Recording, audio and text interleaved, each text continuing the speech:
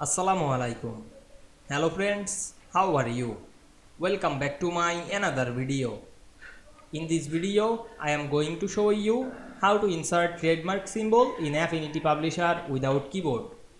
Let's get started.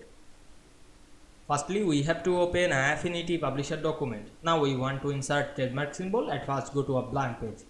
Then go to the tool section, select the frame text tool and draw a text frame to this page. Then go to the text option and select the insert. We can see here the symbol. Go to the symbol option and we can see here the trademark symbol. Now we insert it.